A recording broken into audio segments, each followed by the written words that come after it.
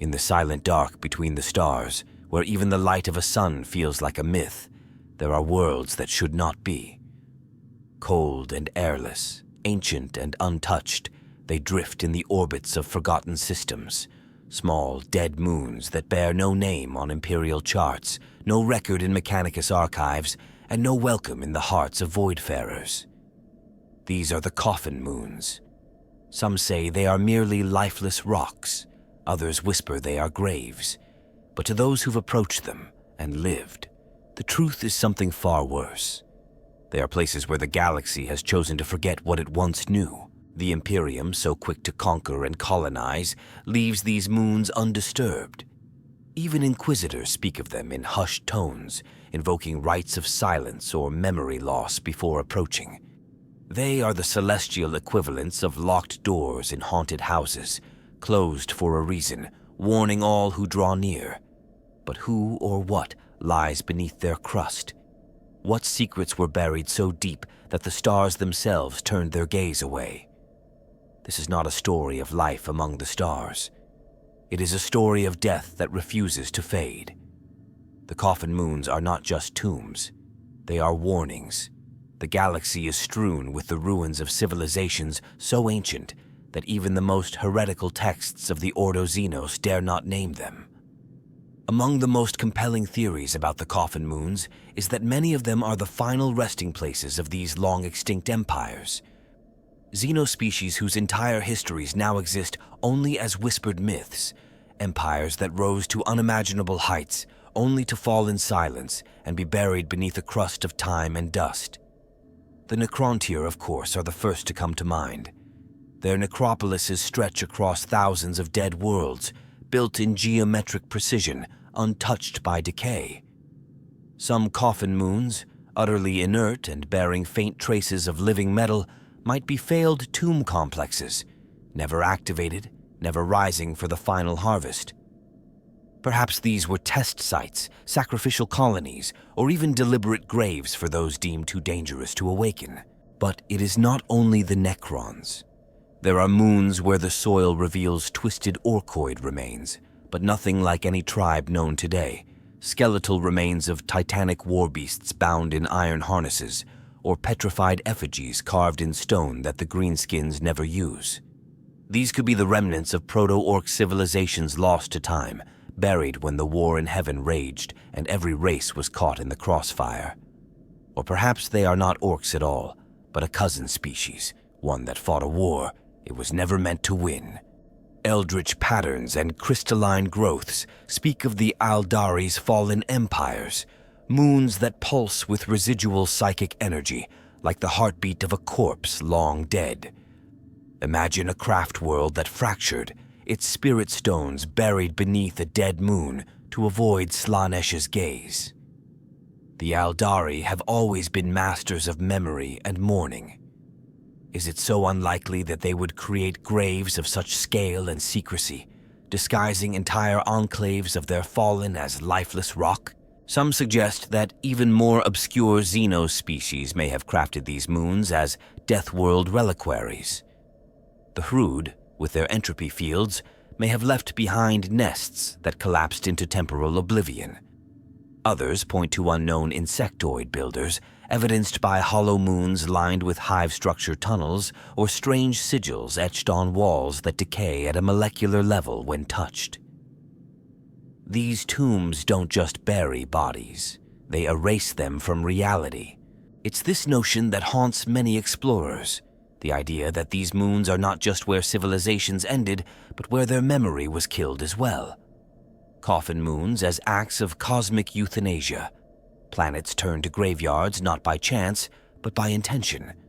Perhaps the galaxy itself decided these races had to be forgotten, sealing them away so thoroughly that even their names dissolved into myth. And perhaps, buried in the silence of these moons, are the last artifacts of those who dared defy that fate. Last cries, last wars, last dreams of the unknowable dead.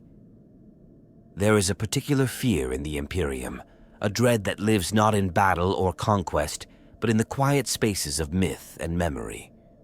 The Coffin moons, so easily overlooked by most, occupy a place of unique terror in Imperial folklore. It is not the open heresies of cultists or the monstrous threats of Xenos that haunt the dreams of voidfarers, but the idea of a dead world, a silent sentinel that does not respond, does not change, does not even seem to age. For those who ply the shipping lanes or serve aboard rogue trader vessels, tales of the Coffin moons are as common as prayers to the Emperor. Some say they are cursed. Others believe they are haunted by echoes of the dead. Almost all agree they are unlucky, and stories of entire crews vanishing after setting down on one are told as cautionary tales to green hands in the void. This superstition has become ritualized throughout the Imperium's many cultures. On some worlds, children are warned not to look too long at the moon for fear of seeing the faces of the lost. In the ecclesiarchy's more mystical sects, there are prayers meant specifically to ward off the watchers beneath the moons. Navis Nobilite families, masters of the warp, keep old dog-eared star charts with entire sectors scratched out in thick red ink, refusing to speak of them even when pressed. It's as if knowledge itself becomes a danger, as if to know too much about the Coffin moons is to invite their silence upon you. Imperial cartography is a weapon as much as it is a tool, and the great mapping houses on Terra and Mars enforce their own peculiar taboos. Worlds with certain spectral signatures, mass readings, or histories of disappearances are marked with obscure designations, their coordinates sealed in data vaults or erased from all but the most ancient records. Adeptus Administratum clerks, typically the most pedantic of souls, will go out of their way to ignore requests for information about certain star systems. Void-born superstition becomes law, and law becomes tradition. Sometimes, when a new sector is opened or rediscovered, survey teams find ancient Imperial buoys broadcasting a single, repetitive message. Approach forbidden. Remembrance is a sin. Yet the reasons for this paranoia remain as much a mystery as the moons themselves. Some attribute the taboo to a desire for safety, a communal instinct to protect humanity from things better left forgotten. Others claim the highest echelons of Imperial power know exactly what lies beneath these moons and have sworn never to reveal the truth, not out of mercy, but out of self-preservation. In a galaxy that has learned the hard way that some knowledge can never be contained, forgetting becomes an act of survival. Still, rumors leak. Smugglers and pirates, always seeking new ways to evade Imperial patrols, sometimes speak of hidden safe havens behind a Coffin moon's shadow, only to disappear without trace. Astropaths sense blank spots in the warp, regions where messages will not pass, and minds recoil instinctively from probing further. Each of these taboos, myths, and edicts weaves a thicker shroud around the Coffin moons, ensuring that whatever lies beneath their surface remains undisturbed, their secrets passed down only through fearful whispers and forbidden maps. Not every Coffin moon is alien. Some of the most haunting are those that carry the echoes of lost human ambition, remnants of an age so ancient it has become almost myth, even to the custodians of the Imperium. Before the Emperor's rise, before the endless grind of the Imperium's wars, humanity spread its wings far wider than most now dare to imagine. It was the dark age of technology, an era of unchecked progress and catastrophic arrogance. On worlds and moons alike, the boundaries between man and machine blurred, and secrets were sealed away that even the most radical of tech priests now fear to uncover. The result? Dead moons where nothing is as it seems, their surfaces bearing silent witness to experiments that could never be allowed to reach the light of a new era. The most chilling theory is that these moons are not just tombs, but prisons, places where the mistakes of a reckless humanity were locked away, sometimes for eternity. Artificial intelligences forbidden by Imperial law, their code etched into the very crust of these worlds, still lie dormant in silicate vaults. There are stories of exploratory servitors that ceased to function the moment they crossed a certain threshold, their neural patterns overridden by a will not their own. Explorers whisper of gravity fluctuations that could only be caused by contained singularities or of stasis fields that hum beneath the regolith, locking their contents away from the passage of time. It is not only the machine that is feared. Some moons show evidence of failed attempts at transhuman ascendance, corpse-filled catacombs lined with bones elongated by gene alteration, vaults holding shriveled, monstrous forms that might have once been human, their DNA warped beyond recognition. Some were experiments to overcome death itself, their stasis crypts containing the failed dead.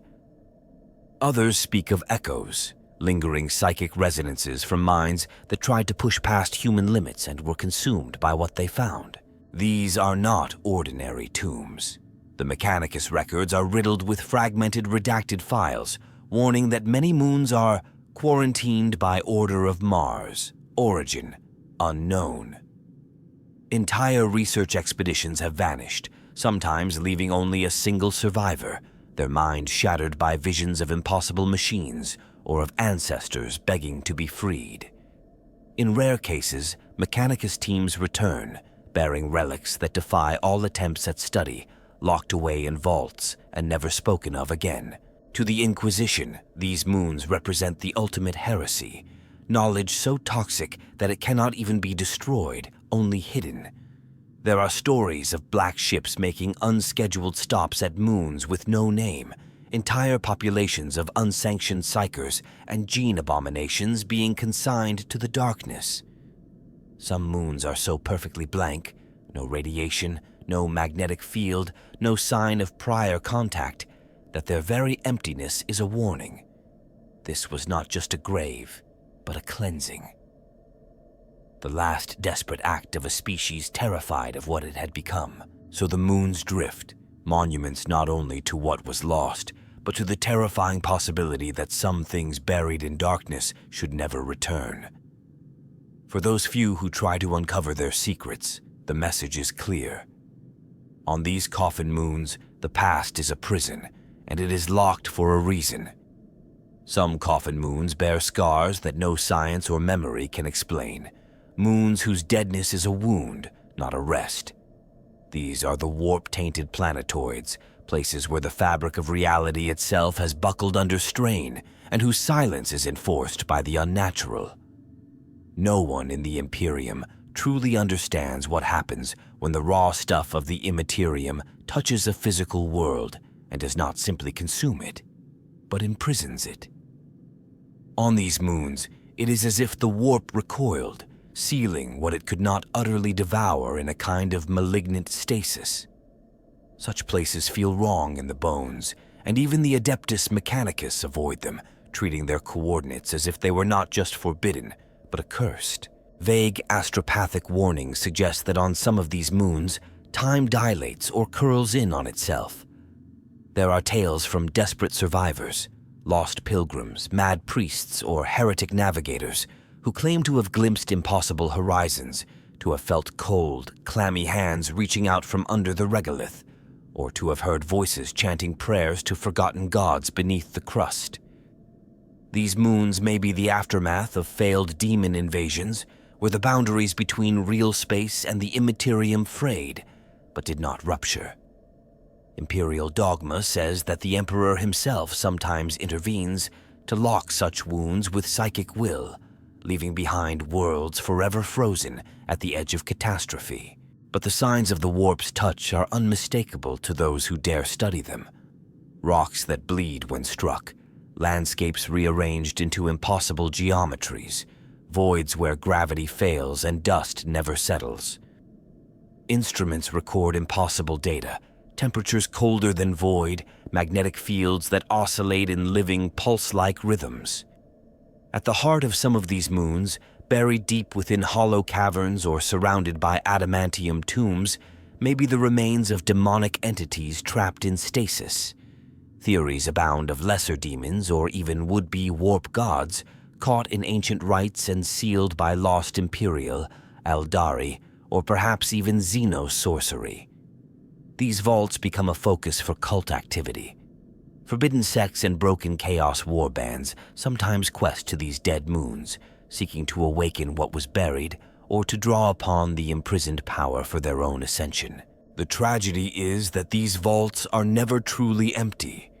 Even when the prison holds, the psychic echo of the entity within seeps into the dreams of the living.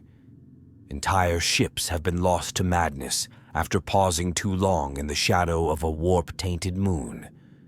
Sometimes an inquisitorial conclave will cordon off a system, glass the planet from orbit, or even invoke exterminatus, anything to ensure nothing escapes. But even fire cannot burn away what was never wholly real. Such moons remind the galaxy that not all death is natural, and not all silence is peace. Sometimes a world is buried alive, its malignancy whispering just beneath the surface, waiting for the day when curiosity, greed, or madness cracks the vault open. The only thing holding the horror at bay is the thin hope that fear is enough to keep the living away, and that the dead, if they truly are dead, will not dream themselves back into existence. To the Adeptus Mechanicus, the galaxy is a riddle of sacred code and forbidden knowledge, but even the most zealous tech priests know terror. Some coffin moons are their doing, reminders that curiosity can breed consequences too monstrous to bear.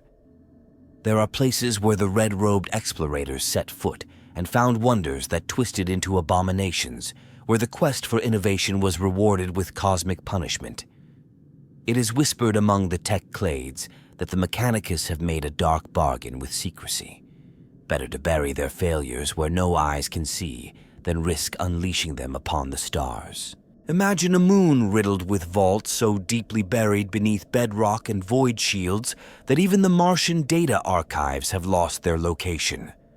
Here lie failed gene forges, servitors that rebelled and became something other than machine or man, and engines that run on paradox and pain. There are stories rarely shared beyond the inner sanctums of standard template constructs gone rogue, machines capable of self-evolution, adapting beyond all human intention, locked away for eternity. Some Mechanicus expeditions have vanished entirely, leaving only static-laced Vox transmissions pleading for isolation protocols before the signal dies forever. These moons are not places of scientific wonder. They are sites of penance and sacrifice, where the cult of the Omnissiah pays its own bloody price. Not every threat is technological. There are moons that house failed psychic interfaces or hybrid constructs designed to tap into the warp for energy or communication. These endeavors almost always end in tragedy. Some vaults echo with screams that have no mouth, haunted by digital ghosts that linger on broken machine spirits. Other moons serve as impromptu reliquaries for Mechanicus magi whose research grew too heretical even for their peers. Rather than execution, they were entombed, their minds sealed in adamantium sarcophagi, left to ponder their sins until the stars die. Every now and then, the Mechanicus returns to these places. A Magos Dominus may order a purity audit, deploying teams of Scitari to ensure that containment remains intact. Sometimes these missions succeed. Sometimes they find only ruin, as whatever was buried beneath the surface has already broken free and fled into the void. In either case, reports are purged, logs are cleansed, and new rituals of denial are enacted. The price of progress is silence, enforced by dogma as much as by technology. To the wider Imperium, these moons are merely restricted, their existence classified above even Inquisitorial clearance. But to the tech priests who dream in binary and bleed in oil, they are reminders of the thin line between invention and damnation. If the galaxy has ghosts, surely the Mechanicus has created more than its share, and the coffin moons are where they are interred, waiting in data corruption and darkness for some fool to unearth them in pursuit of forgotten power. Among the dead moons, there are those whose silence is steeped in a sorrow that transcends language, a sadness woven into the very dust. These are the Eldari graves, the morning stars, drifting quietly at the edge of what once was an empire of dreams. Unlike the stark brutality of human or Mechanicus tombs, Eldari coffin moons are shaped by a culture that has always understood both beauty and tragedy in equal measure. Their ruins are ethereal, crystalline sarcophagi, labyrinthine structures built to channel lost psychic energies, and gardens petrified at the moment of despair. Sometimes, even the stars nearby seem dimmed by the grief of what lies beneath. It is said the Eldari were once master mourners, their funerary rites more elaborate than human minds can conceive. For their greatest dead, entire worlds would be given over to remembrance. On the Coffin moons that linger near the ruins of ancient craftworld roots, spirit stones have been discovered in patterns resembling constellations, a final attempt to guide lost souls home, or perhaps to ward off the eternal hunger of she who thirsts. Some moons bear carvings so intricate and sorrowful that even the Mechanicus, for all their obsession with structure, cannot replicate them. These are not just markers of the dead, but works of art, each one a song of loss preserved in silence. But the Eldari's grief is more than aesthetics. Rumors persist of exodite enclaves that perished not from war, but from the weight of their own visions. Worlds where prophetic dreams foretold extinction, and the only hope was to bury an entire community beneath a moon's surface, sealing them in until fate, or forgiveness, would allow them to rise again. Some believe that in the darkest reaches of the webway, there are exits that open not into space, but directly into the heart of these Coffin moons, allowing Eldari souls to slip quietly from one world to the next, forever fleeing the predation of chaos. There are darker tales. On certain dead moons, human explorers have found Eldari ossuaries, bone structures woven with wraithbone, glowing faintly even millennia after their creator's passing. It is said that if you stand in these places at the right moment, you can hear the whisper of 1,000 regrets, or see the ghostly shapes of guardians standing vigil over the resting dead. Some even claim that these moons are not so much graves as time bombs, repositories for weapons or psychic phenomena too dangerous to destroy, left in stasis until a future Eldari, brave or desperate enough, returns to claim them. In their silence, these moons radiate both warning and invitation. The Eldari may be fading, their empire a memory, but their sense of loss is immortal. Each Coffin moon is a page from a history that refuses to be forgotten, a reminder that even the most beautiful cultures can be buried by sorrow, and that sometimes the dead do not sleep. They only wait for someone to remember them. There are Coffin moons whose story is etched not in construction, nor in the tragic artistry of mourning, but in raw biological devastation. These are the moons scarred by the passage of the Tyranids, hive fleets that sweep through star systems like locusts, leaving ruin where once there was life. Yet even the great devourer is not infallible. Sometimes a moon is only half consumed, its value assessed and discarded, its ecosystem torn away, but its core left untouched. What remains is neither a living world nor a simple corpse, but something far stranger. A biosphere arrested in the midst of annihilation, a ghostly echo of life interrupted. The surface of such a moon might bear the scabrous marks of bio-extraction, forests reduced to papery husks, oceans vaporized and replaced by cratered bone fields, entire mountains collapsed into nutrient slurry that was never reabsorbed. Some regions pulse with residual spore clouds, forever sterile and yet still faintly alive, echoes of the Tyranid's metabolic frenzy. Explorers have stumbled across canyons carved not by water, but by the gaping maws of biominers, and caves lined with the resinous secretion of a brood that died or was abandoned mid-cycle. The silence is absolute, but it is a silence that still tastes faintly of acid and ammonia. What is most unsettling about these places is their liminality. Moons in this state are not dead in the way of ancient tombs or mechanical vaults. Instead, they exist in a kind of stasis, where the cycle of consumption was abruptly halted. Some Magos biologists speculate that Tyranids will avoid returning to a moon once deemed tainted or inefficient, as if an instinctive memory warns them away. Others theorize that these Coffin moons are more than just mistakes. They are warnings left as signposts for future hive fleets. Do not eat markers across the star map. Yet not all is perfectly still. There have been accounts, always unreliable, often denied, of half-gestated bioforms stirring in the depths, or of spore chimneys beginning to smolder years after the fleet has passed.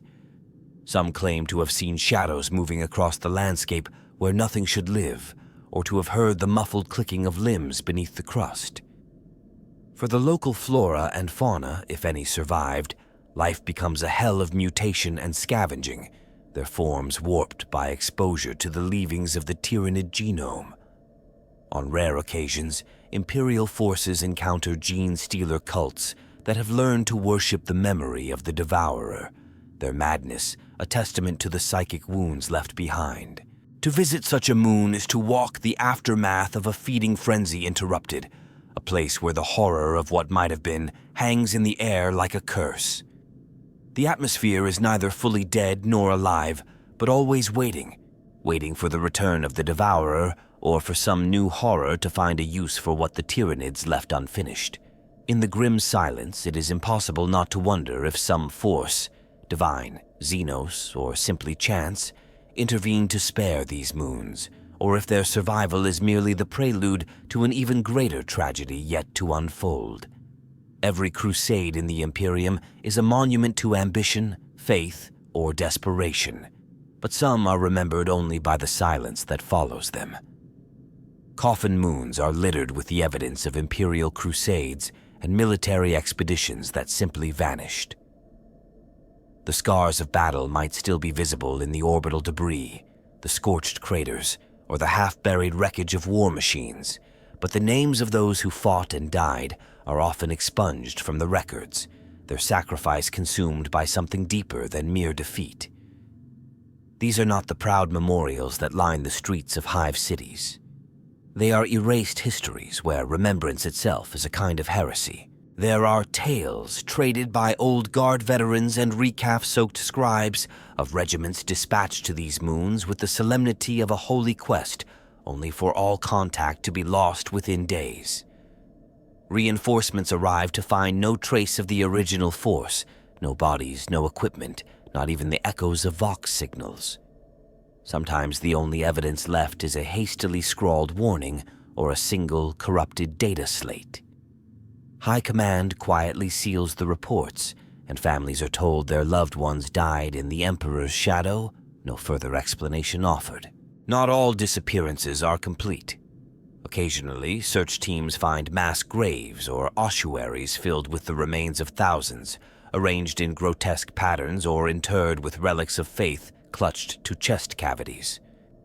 There are moons where battlefields are preserved in uncanny perfection, where the fallen are frozen in stances of terror or worship, as if the end came not from combat, but from something that reached inside their minds and hearts. On some, statues or monuments have been erected by unknown hands, imperial eagles fused with alien glyphs, banners that bear no recognizable heraldry, all surrounded by a silence so thick it feels sacred. The High Lords of Terra are notorious for their obsession with control, and nowhere is this more evident than in how these tragedies are managed. Entire campaigns are wiped from history, planets struck from imperial star charts, medals awarded in secret and then confiscated. The ecclesiarchy crafts elaborate rituals to purify the memory of the fallen, while the Ordo Hereticus launches investigations only to declare all records sealed in perpetuity.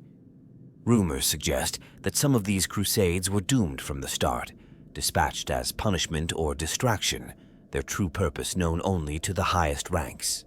For the living, these moons become places of pilgrimage or dread. Survivors sometimes return, drawn by dreams or guilt, only to vanish in turn. Chaplains have been known to fall to madness after a single vigil, haunted by visions of endless funerary processions winding through corridors of bone. Some say the moons themselves hunger for memory, devouring not just the bodies, but the legacy of those who die there. These are the coffin moons that serve as mass graves, not only for the flesh and armor of the fallen, but for the stories the Imperium dares not tell. The dead here are consigned to oblivion, their sacrifice unspoken, their fate a shadow beneath the wider nightmare of the 41st millennium. The message is chilling in its finality. In this galaxy, not even a martyr's death is guaranteed remembrance. Some coffin moons have a darkness so profound that even the Inquisition hesitates to look too closely. There are countless legends among the ordos of expeditions that began with righteous certainty and ended in nothing but static and mystery. The stories of these moons are never publicized, but in the haunted halls of fortress monasteries and the encrypted chatter of acolytes, the tales persist. Inquisitors, Death Watch kill teams, and Ordo Minoris orders that set out in pursuit of forbidden knowledge, only to vanish without so much as a distress beacon.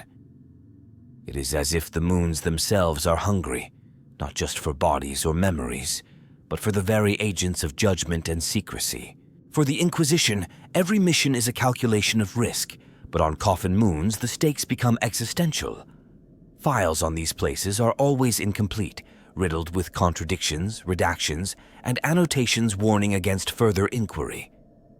The fate of those who disappear is usually marked unsolved, or worse, irretrievable, a bureaucratic way of saying that not only were they lost, but their loss was intentional. There are whispers of entire Ordos Minoris, Orders Occultus, Sepulchrum, and others whose names have been struck from the Librarium, dedicated to cataloging and containing the secrets of the coffin moons, now themselves entombed in oblivion. Sometimes, fragments return. A lone acolyte with broken memories and bleeding eyes, a servo skull loaded with corrupted data, or a cracked rosarius found drifting in a moon's orbit, transmitting the same 3 words on endless loop: seal the tomb. What happened to the rest is never explained. The recovered evidence is always destroyed or hidden, sometimes by the Inquisition, sometimes by higher powers who seem desperate to prevent even the rumor of such places from spreading. Even the Ordo Chronos, who specialize in temporal anomalies, are rumored to have lost entire timelines to a coffin moon's hunger, their records erased as if the missions never occurred. There are fan theories whispered by voidfarers and radical scholars alike that these moons feed on more than flesh. Some believe that psychic echoes of Inquisitors' minds, so attuned to paranoia and secrecy, are especially vulnerable, drawn into the moons like moths to a psychic flame, never to escape. Others suggest that the moons themselves are the remnants of inquisitorial black projects gone rogue, artifacts or entities so dangerous that even the Ordos cannot control them, left to fester in cosmic silence. The ultimate horror is not merely disappearance, but absorption, being made part of the secret itself. For every Inquisitor who vanishes, for every ship that fails to return, the shroud around the coffin moons grows thicker. They become not just tombs, but the final chapter in the lives of those who thought themselves above mystery and fear. In a galaxy defined by its secrets, these are the places where the secrets win. The question that haunts the Inquisition is not just who is buried, but who is missing, and whether, in the end, the difference truly matters. There are coffin moons whose silence is woven from the suffering of psychers, moons that exist as the end point of a journey begun in terror and ended in oblivion. The black ships of the Adeptus Astra Telepathica are feared for a reason. They harvest the untamed, the untrained, and the unwanted, bearing away those whose psychic gifts are as much curse as blessing. Most are burned out in the Emperor's service, sacrificed to maintain the fragile web of Imperial communication and power. Yet the galaxy is vast, and not every psychic threat is so easily consumed. Some are too dangerous even to destroy, and for these, the coffin moons become vaults of final resort. Imagine a moon whose surface is riddled with ancient monoliths, psychic dampeners carved from black stone or constructed in forbidden geometries. These are not random formations, but deliberate cages for power that cannot be safely contained elsewhere. Buried beneath the regolith are the bodies of astropaths whose minds burned too brightly, sanctioned psychers who erupted with uncontrolled might, and alpha-level threats whose mere existence warped probability around them. The Inquisition and the Black Ships alike have developed rituals for such cases, sealing them away, layering stasis fields and psychic nulls, sometimes even erasing all record of the moon's existence. The result is a stillness that feels predatory. To approach such a moon is to feel a pressure behind the eyes, a subtle tug in the warp that warns even the most powerful navigator to plot a course wide around it. Stories circulate among black ship crews of moons where nothing ever grows, where Vox signals dissolve into meaningless noise, and where even the Adeptus Mechanicus can find no trace of what once was interred. Some theorize that the most potent threats, the rare Omega-level psychers or collective soul harvests of worlds, are buried on moons with no coordinates, hidden in moving orbits or within the debris of asteroid fields. Yet the silence is never complete. There are rare but chilling incidents where psychic phenomena erupt from a Coffin moon's surface, visions, disembodied voices, even spontaneous possession among the unlucky who stray too close. The Ordo Hereticus moves quickly to suppress such events, deploying kill teams and exorcists to reseal whatever was disturbed. In one infamous tale, an entire moon was believed lost, only to reappear centuries later, its psychic cargo replaced by a withered shell and a halo of ghostly lights that drove entire Imperial fleets to madness. To the wider Imperium, the fate of these psychers is a secret lost in the dark. But for those who know, black ship captains, Ordo Hereticus agents, and the silent astropaths whose nightmares bleed into real space, these Coffin moons are a grim mercy. Better to bury the threat than risk another age of strife, better oblivion than the chaos of unrestrained power. In the end, the Coffin moons stand as a testament not to cruelty, but to the desperate calculus of survival in a galaxy where the greatest dangers are often born within. Not every Coffin moon stays silent forever. In the records of rogue traders, the logs of watch stations, and the haunted reports of fringe astropaths, there are accounts of dead worlds suddenly, violently, coming to life. These are the moments when the galaxy's grim patience slips, when something long buried beneath the surface stirs, and the entire system feels the aftershock. Sometimes it's a faint pulse, a psychic signal, a burst of energy, a momentary spike in sensor readings that hints at machinery beneath the regolith. Other times it's a full eruption, an entire moon shuddering as hidden mechanisms activate, as if the world itself is waking from a millennia-long sleep. Some say these awakenings are the result of Xenos technology, ancient failsafes set to trigger when the galaxy itself shifts. There are stories of Necron tomb complexes that lie dormant for ages, only to flare into activity when a system star passes a certain threshold, or when the veil between real space and the warp thins just enough to spark the old circuits back to life.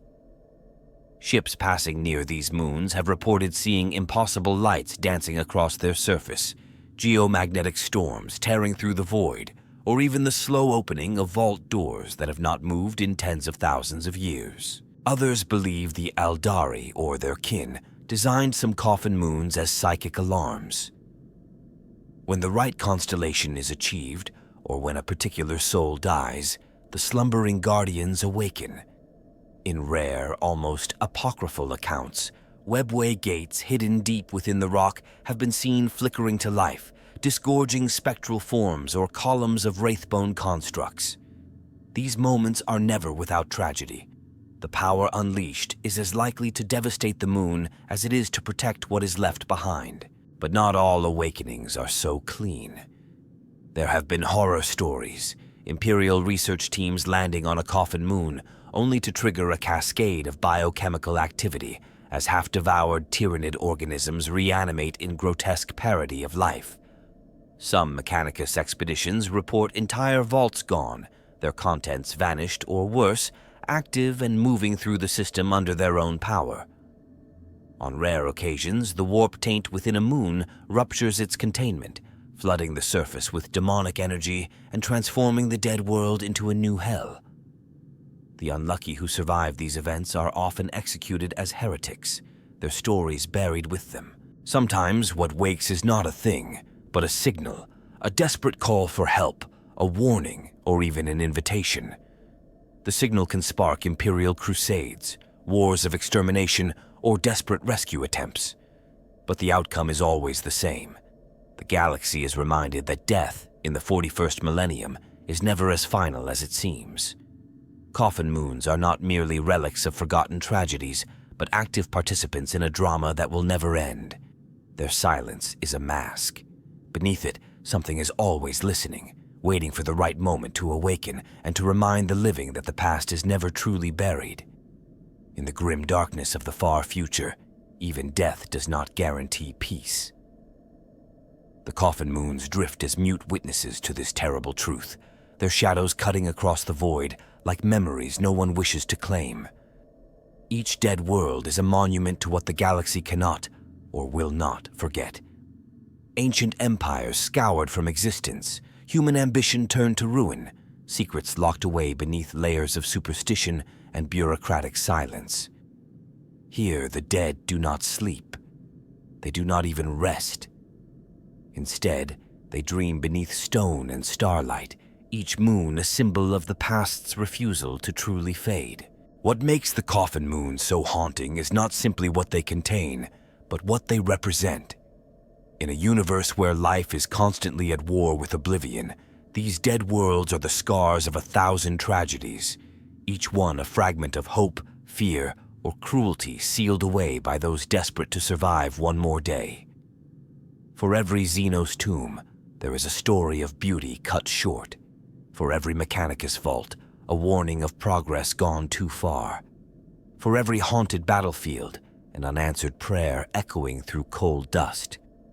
And in every vault, every ossuary, every hollowed shell, the possibility lingers that the dead are not waiting to be forgotten, but for someone, anyone, to try to remember. The galaxy is too vast for mourning. Its cruelty is not in the wars it wages, but in the way it demands that even loss be repurposed as caution or control. The silence of the Coffin moons is not merely the absence of life, but the heavy presence of stories no one dares repeat. The dead dream of the stars, and sometimes their dreams leak through, whispered in the haunted minds of navigators, carried in the static of lost signals, or glimpsed in the impossible geometry of abandoned ruins. To touch a Coffin moon is to feel the weight of 1,000 generations, all trying in vain to hold back the tides of chaos and change. If you find yourself staring up at a lifeless moon, consider what it might be hiding. A civilization's last breath, a warning from ancestors long gone, or simply the universe's cold refusal to grant closure. In the end, these dead worlds are mirrors, showing us not what we are, but what we fear to become, forgotten, buried, and silent, but never at peace. If the Coffin moons are tombs, then they are also stages for the galaxy's most persistent ghosts.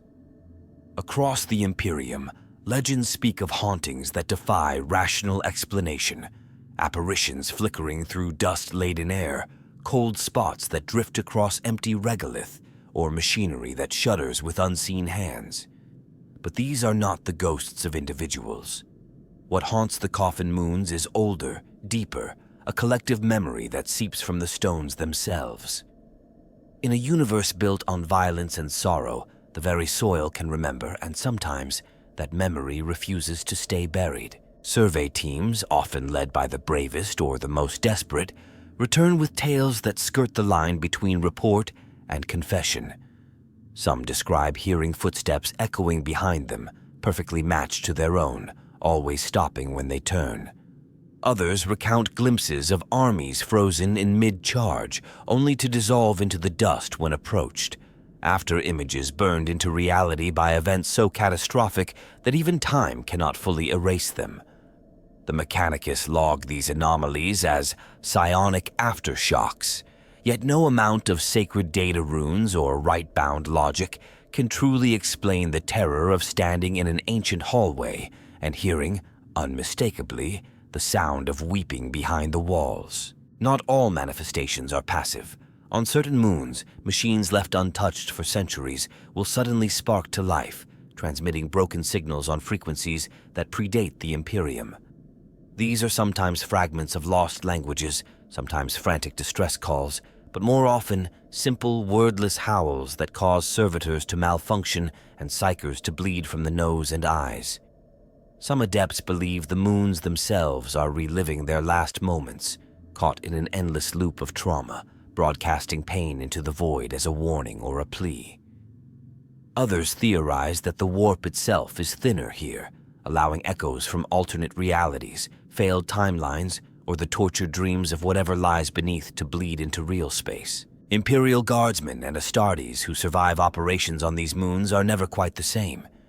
Some return in silence, eyes dark and voices hollow, unable to describe what they have seen. Others develop compulsions, drawing strange sigils, repeating names no one remembers, or experiencing vivid dreams of ancient wars fought in alien skies. A rare few become conduits for the moon's grief, unwittingly channeling the last moments of civilizations extinguished, reciting prayers or battle cries in extinct tongues during their sleep. The ecclesiarchy debates whether such souls are blessed or cursed, but the Ordo Malleus often marks them as potential vectors for demonic influence, tracking their movements for years, sometimes until their untimely deaths. The phenomena can extend to entire ships or settlements. There are records of mining colonies established on seemingly inert Coffin moons, only to suffer epidemic hallucinations and catastrophic system failures within weeks. Whole populations report seeing the same visions, star fields not visible from their hemisphere, or processions of spectral figures crossing the sky in silence. These are sometimes dismissed as mass hysteria, but the Administratum quietly notes a higher-than-average rate of unexplained disappearances and suicides among those exposed. In one notorious incident, a black ship tasked with collecting psychers from a quarantined moon found itself unable to leave orbit for 3 days, its entire crew paralyzed by a shared vision of a vast, weeping statue buried beneath the surface, its tears flooding the lower decks with phantom water.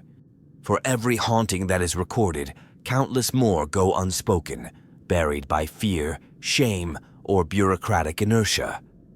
The Imperium's own protocols contribute to the problem, encouraging silence over curiosity and treating every unexplainable event as a potential threat to morale or stability. Still, some brave or reckless souls seek out these phenomena, believing that the hauntings are not just warnings, but clues, encrypted messages, final testaments, or maps to treasures and truths lost beneath the dust. The most radical even suggest that the Coffin moons, in their endless silence, are trying to communicate, yearning for someone to listen, to bear witness, to break the cycle of erasure and fear. Perhaps the greatest tragedy of the Coffin moons is that their hauntings are not merely supernatural curiosities, but reminders of how little the galaxy values memory. Each apparition is a demand to remember what was lost, to honor those who died, to acknowledge that even in oblivion, the past is never truly finished. The dead may not rise, but their echoes persist, resonant, relentless, refusing to let the living look away. Time is the one tyrant none in the galaxy can resist, yet on the Coffin moons, even time is fractured. There are moons that seem to drift not only in space, but in history, places where clocks refuse to tick and calendars mean nothing, where explorers report paradoxes that shatter the mind. These are the broken time zones of the galaxy, and their existence has fueled centuries of speculation among rogue traders, radical Ordo's Chronos scholars, and even the rare Eldari farseer willing to glance backward through the murk of a cursed past. Here, in the dust of the Coffin moons, the arrow of time bends, stalls, or sometimes splits in impossible directions. For the few who land on these haunted surfaces, the first signs are subtle.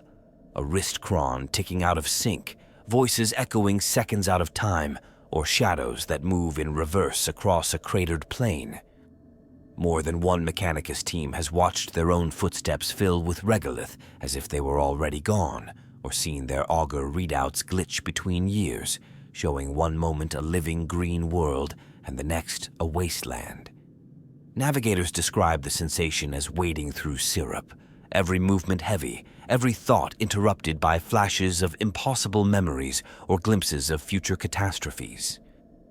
To stand on one of these moons is to feel unmoored, as if the universe is quietly rewriting the script of your life in real time. The source of these anomalies remains a matter of fierce debate. Some say it is the consequence of ancient weapons, chronometric devices unleashed in the wars of the dark age of technology, their effects echoing long after the conflicts that birthed them ended in dust. Others point to Xenos technology, perhaps Necron temporal shields gone rogue, or lost Eldari rituals meant to preserve a moment of beauty forever, only to trap the world in endless recursion. There are even those who suggest the warp itself is responsible, that the Coffin moons serve as anchor points for nightmares that bleed not only across space, but through every possible timeline. The consequences are profound. Imperial archaeologists have found cities buried under layers of ruin that appear to be centuries apart in style and decay, only to discover organic remains with matching DNA, as if generations lived and died in the span of hours. Guardsmen lost in patrol sometimes return to their regiments after decades or even centuries, unchanged and unaged, clutching relics from wars long forgotten. The ecclesiarchy struggles to process confessions from pilgrims who recall living through entire lifetimes on the moons, only to awaken back aboard their transports. No time passed, haunted by memories of families they never had. Shipmasters tell of approaching a Coffin moon and glimpsing ghostly armadas in orbit, fleets long since vanished, repeating their last stand on an endless loop. Some voidfarers hear the broadcast of distress signals hundreds of years old, only to respond and find nothing but silent ruins. Others catch warnings from the future, codes and beacons in dialects yet to be spoken, predicting catastrophes that have not yet come to pass. The Ordo Chronos catalogs these findings obsessively, but for every anomaly studied, a dozen more slip into the cracks of official history, deliberately suppressed for fear of spreading uncertainty and panic. What is perhaps most haunting is how these temporal fractures affect those who live on the edges. There are moons where mining crews fall into routine, only to discover they have worked the same shift for months, without food, water, or sleep, sustained perhaps by something far more sinister than the Emperor's light. Children born on these moons sometimes grow old in days, or remain ageless for centuries, their bodies caught in cycles that defy biology. Imperial Command has declared more than one moon heretical to time, ordering exterminatus not out of fear of contamination, but to end the suffering of those trapped in an existence without end or beginning. To some, the Coffin moons are tragic, accidental victims of weapons or rituals gone wrong. To others, they are deliberate prisons for timelines the galaxy was never meant to remember, moments that threatened the balance of fate, locked away where their echoes could not disrupt the Imperial order. The Eldari are said to mourn such places, while the Mechanicus regard them with a mixture of awe and horror. For Inquisitors, the risk of unleashing a paradox is second only to the temptation to exploit it. Standing on these moons with time folding around you, it is impossible not to reflect on the nature of history itself. In a galaxy obsessed with remembrance and erasure, the Coffin moons become symbols not just of death, but of lost possibility. The roads not taken, the moments erased by fear, the futures that might yet return. Their fractured hours are a silent testament that the past is never truly gone, and that the future is only as secure as the next breach in the veil.